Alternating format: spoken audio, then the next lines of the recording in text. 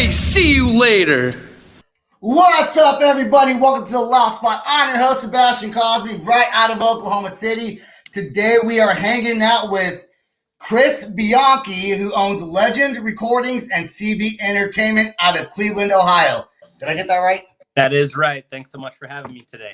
Yeah, man. How are you? I'm doing great. Enjoying the weather that we finally have here up in Cleveland and northeastern Ohio. It's finally getting nice out. So, I'm happy that, music is kind of coming back to life, so to speak, as well, man. So I can't complain. Absolutely. So you got started in the entertainment industry pretty young. I think I read you were like booking shows at 14. Is that accurate? Something like that?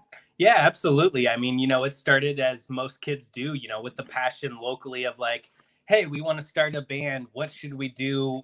How do we get from point A to point B to kind of follow our heroes, at the time that we looked up to and things like that. So that's what started. It was actually playing in a band, booking my own band, kind of figuring the ropes out as most bands do, booking and going through the ringer. And eventually years and years later, now it's led me into a career, in this wild industry. And that's pretty neat to get started at such a young age. Now, do you still currently play music, or are you just too busy with everything else going on? No, that's a great question, actually. So thank you for asking. Even, it's something I tell a lot of my close personal friends or family and things, but, I still do create music. I have a side project kind of thing that's low key. It's very low key, but it's called The Small Town.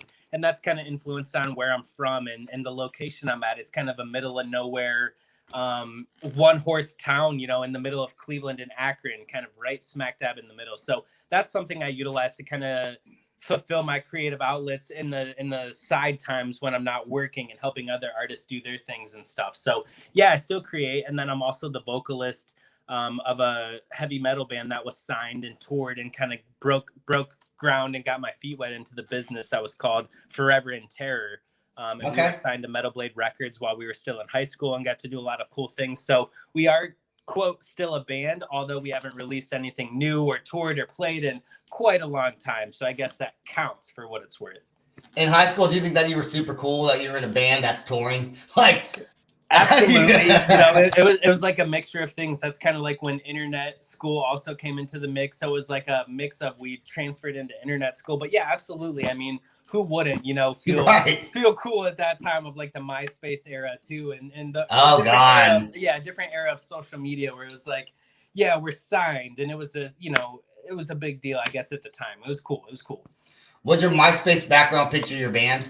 Yeah, it was. I'm sure it was on the top friends list and all the fun. Let's talk about Legend Recordings. So how did you get that started?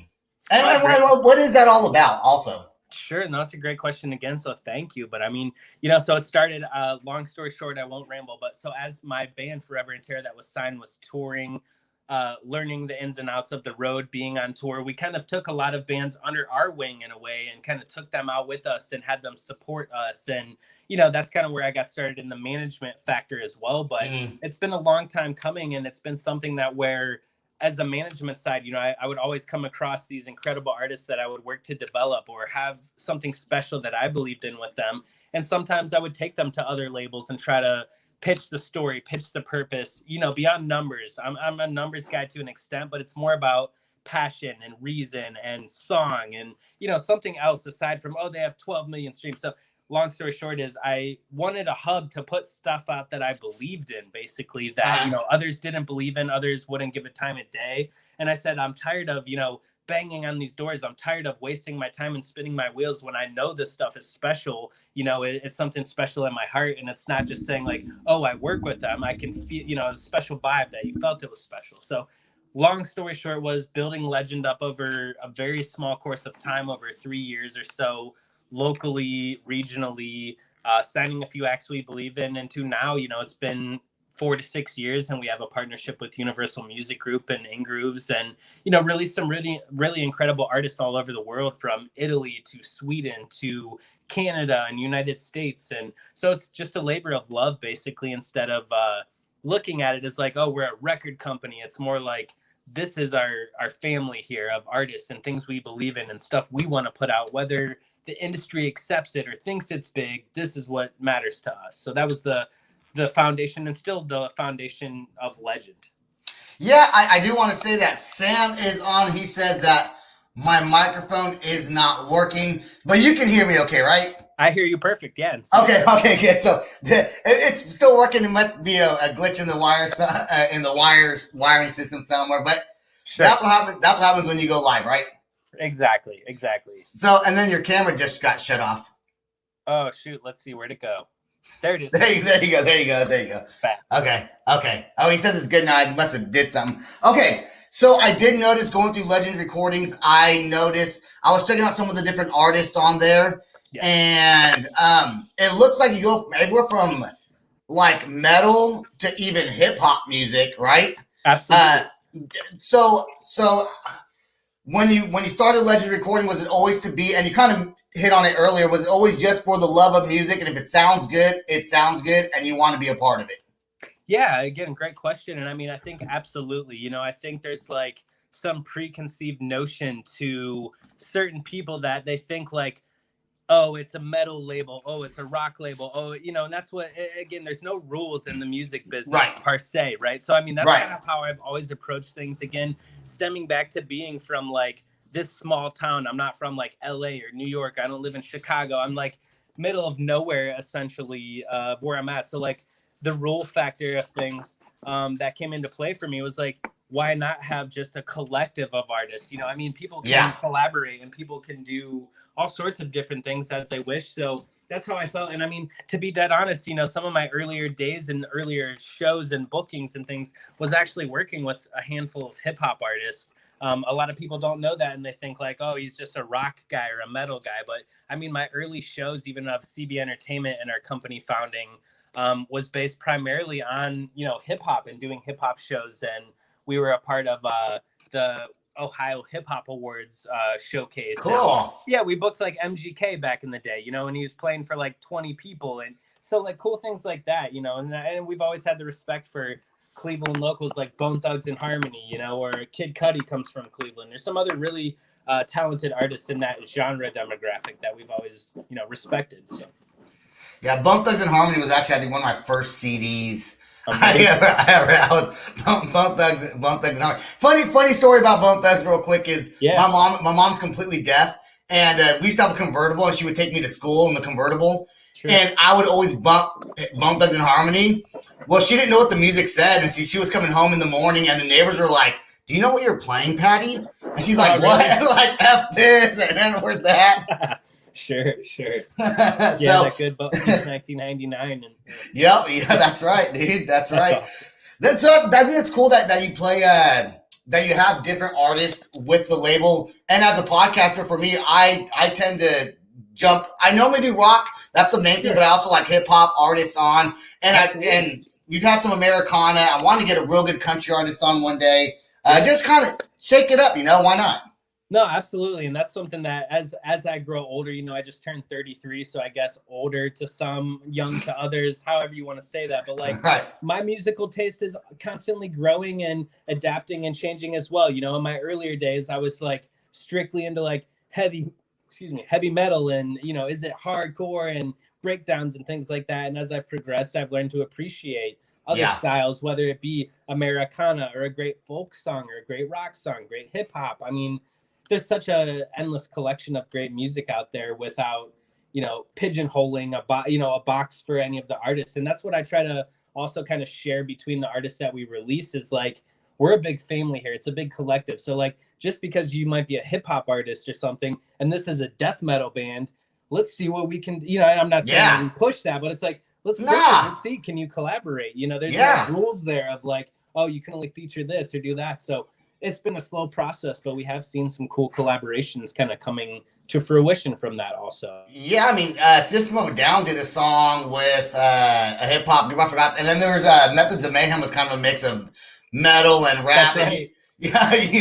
I'm only 5 years older than you, so I think we still kind of the same music. Tommy Lee, I love him. Yeah, that's right. Tommy Lee was in it. Okay, so I went on your website and I saw there was Dovetail Entertainment signs a deal with Legend Recordings. Now, what is that all about, man?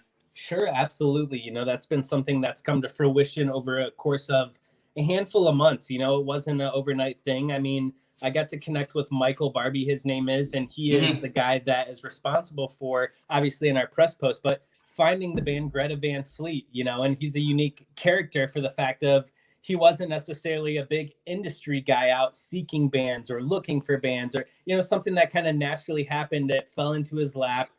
Things progressed and he took them from from the garage to the Grammys, although there's been a great team and a lot of things, and it's not just a one-man show by any means, but really inspiring to see how somebody in this day and age especially was able to take, a band of kids or just a group that was talented and take them from a garage scene to a national global level and stuff. So with that, he has his own company, his own entertainment firm where he develops his own artists. He puts out his own talent.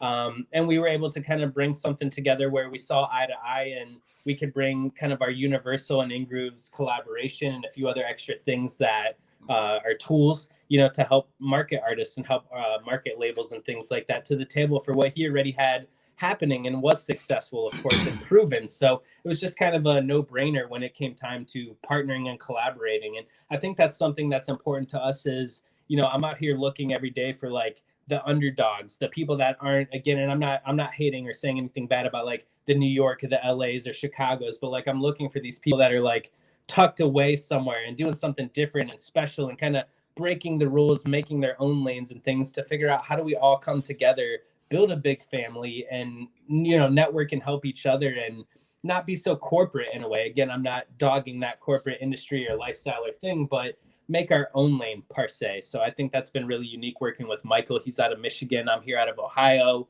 We're pretty close in relation and understanding of things. So it's been an honor to bring those guys into the mix here. Do you think it's more challenging, but also more exciting when you kind of find an underdog, someone who's not in LA, Chicago, New York, someone who is in the middle of Nebraska or Idaho, and there's this awesome music, this band, their creation, and they're not going to be heard because they're not out there playing all the major shows, signing up for all the major festivals. But then you find them, and you're like, dude, these guys are going to kick ass one day. I guess that excites them. It's probably exciting for you too to be able to help people out like that.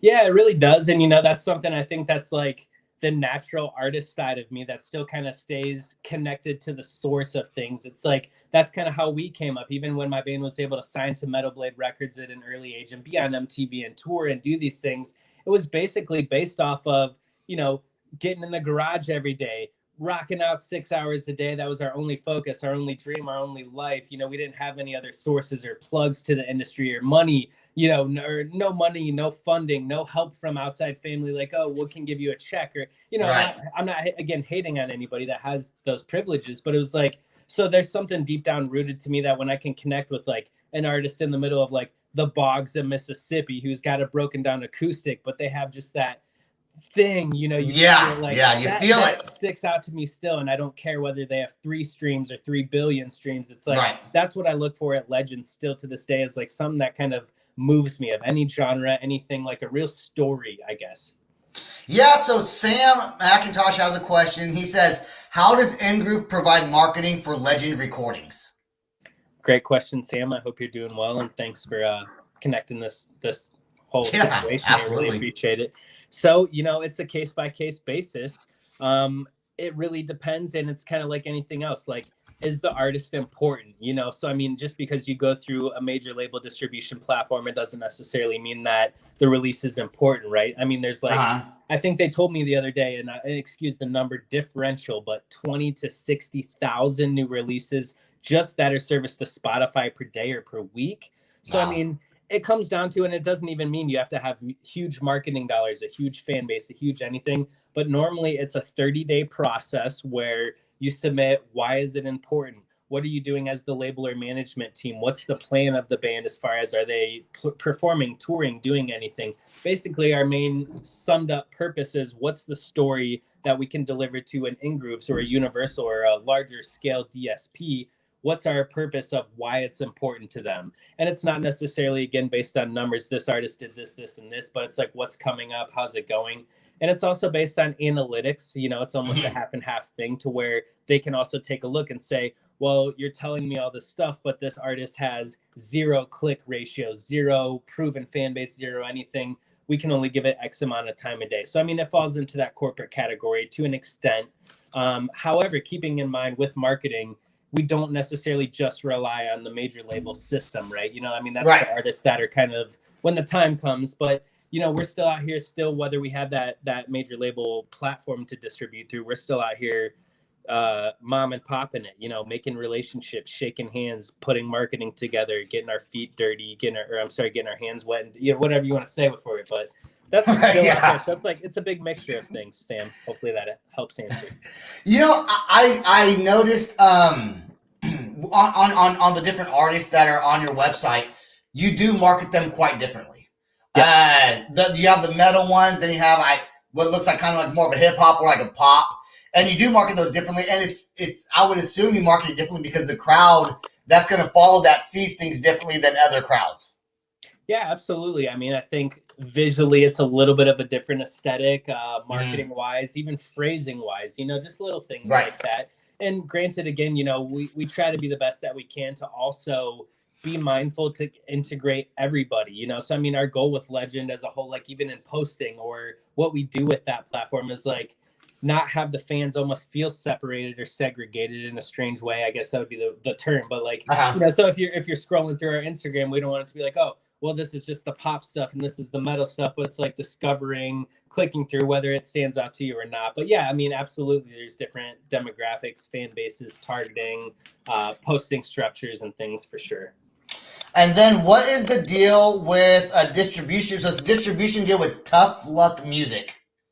Absolutely. That's another great question. So thank you. But yeah, I mean, that's with, you know, Matthew Tybor, who's the founder and leader of the Bunny the Bear, who, you know, has had great success over the years with that project and through Victory Records as well as independently. But I mean, countless records sold, you know, globally.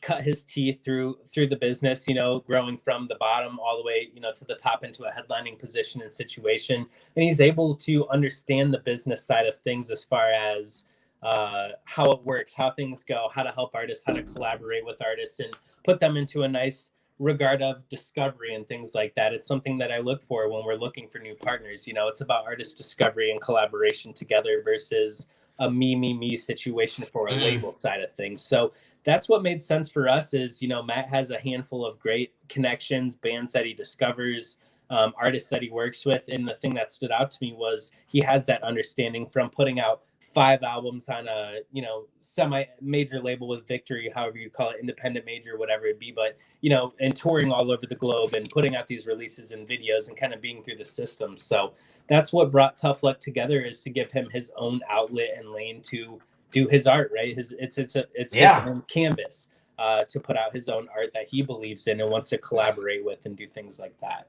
We have another question from Sam, but I do want to say before we put this question on there that I think it's interesting how you collaborate with other people in the industry, but you also have bands and want them to collaborate. So it's kind of like a huge whole family project of things that you're doing. That's really neat, man. Okay, so let's see what Sam asks. Sure, so, of course. Can you read that on the screen? Let's see. Are you on your phone? Yeah, I see that there, and that's a great point. So, I mean, I don't think it would be a band and team making everything happen, but I mean, I think, again, more per se, like, what is important, you know, is if a band's doing 23,000 streams, that's not important to a major label system. Even if a band is doing, and I'm not saying this being wrong, but like 50,000 streams, that's really half the time not important to a major label system. So it just all comes down to what is important, what do you put through, how do you plot out and plan out your marketing specs and process, really. You know, I mean, I think it's the same with anything. You know, anybody can upload through a TuneCore and put something out, but is there a hands-on, you know, a hands-on servicing that's there, a hands-on platform? Yes and no. I mean, it's a long conversation that can, I guess, go into that. I wish I could answer more now without rambling. No, that's fine. You said anyone can put things out on TuneCore. I have, and it's not good, but I put it out anyways. Sure. Because anyone really can. Okay, now let's get into CB Entertainment, because that is a separate entity than Legend Recordings. So what is CB Entertainment, and how is it different from Legend Recordings? Yeah, absolutely. CB Entertainment is kind of my first love, my first baby. Our company that we had started and founded, and I say our as I founded it with a partner. His name was Brian at the time. He's kind of stepped away over the last 5 years or so, and I've taken the reins of everything myself.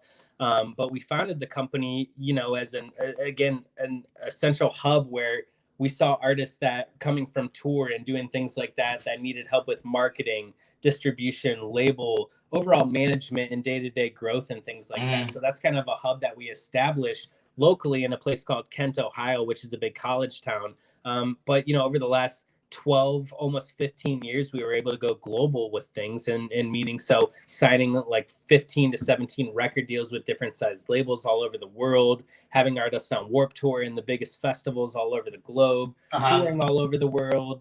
Combine the artists we've worked with have sold 25 million albums and 2 Grammy nods as well. Not saying that we did that, but like the combination of everything in the whole, which has been really exciting. So CB is kind of the first love, the hub of things where it's been established as a development platform for artists, because I felt like that was something even 15, 12 years ago that was lacking for artists, to have almost like a AAA league, you would say, is like an NF or something like that to develop talent, to where you help them not only grow their numbers and things, but it's important to me to teach the artist business factors like the why. How do you form a business? How do you form an LLC? Get a bank account, get credit.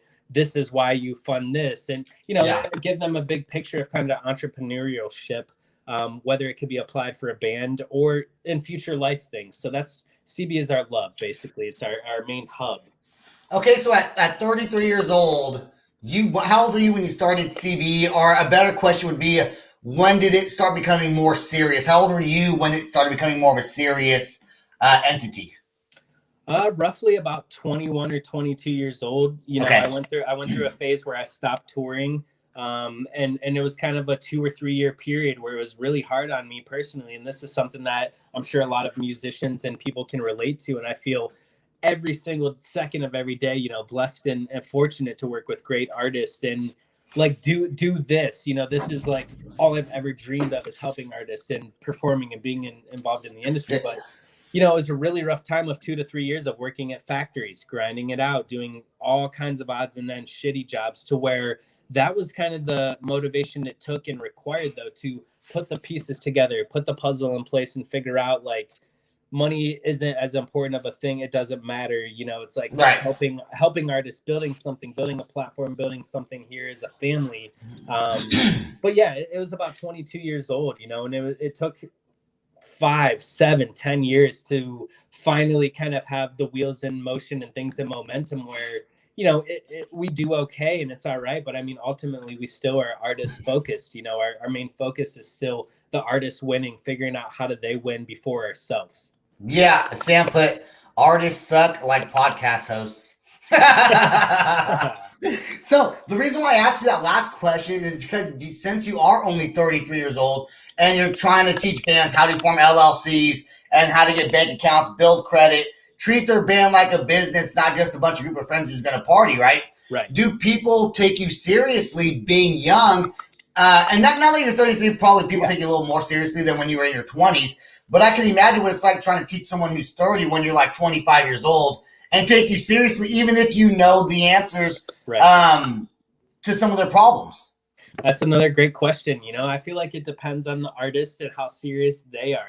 I feel like if they're willing to kind of take the time to reach out to us and go through the process of truly signing and joining our firm and company and being a part of the family, it's not, I guess, a quick process. It's more of a conversational couple-week period, making sure they understand, making sure we understand, we're on the same page, they're on the same page, even before we would even sign anything or begin or touch them. And that's kind of the same for Legend as well too, although it's a separate entity, but it's like the understanding process has to be there first and foremost. And I feel like that's what kind of gains the respect, and it's not demanded or like, give me this respect or anything, but it's like, I mean, it's proven, on paper. Here's what, excuse the language. I don't know if we should swear, but I will. Yeah, you can. Here's what the fuck I've done, right? And it's not saying egotistical or whatever, but like, go look at anybody else who's given you an offer. What have they done on fucking paper? And here's what I've done, and here's what it is. Yep. So, you know, and it's about being real and transparent, I think, with artists. And that's what is a factor, unfortunately, that misses a lot. It's a lot of, you know, smoke blown, as it always would be, but it's always a lot of smoke blown. Like, oh, you can be on this big tour. You're going to be doing this. And I think with myself, and sometimes artists take it as a negative connotation. Like, man, he's always like, oh, tell me this. But I tell them the truth. Like, yeah, if you want to be on this big tour, here's where we need to be to get there. Here's what the cost could be. Here's the real factors of it. It's not just like not lying to them. Yeah, it's not a hope factor. Like, oh, I just hope someday I'm gonna go open for Slipknot. You know, it's like here's how it really happens. So right. Yeah, one time some guy told me he was gonna take my show and get me to meet Joe Rogan, and I immediately kind of like walked away from that conversation. I was like, I don't think so, dude. Right. Not happening. And now if he had pictures and stuff and he's like, here's me and Joe hanging out last Friday. Yeah. You know, then you're like, okay, that's that proof of concept. Fuck yeah, dude. Sure. That makes sense. Totally. But like when he's like, oh, I'm going to send it. And it's like, that's the same thing in the industry with managers, labels, agents, anything else. It's like, look for the proof of concept. And it doesn't, you know, that's what I mean. I still say the same thing to myself. It doesn't mean I'm the biggest guy ever, have the most money and credentials or whatever, but it's like, fuck if we're not proving out here grinding it. This is all we do, you know? Dude, it's so true, man. I mean, I just started podcasting almost 10 months ago now. And I've noticed already the industry is full of a lot of people who will just say stuff to you. And it's just, I can only imagine what it's like being in the music, like actual music industry. I'm sure it's it's horrible, dude. A bunch of snakes around every corner, man.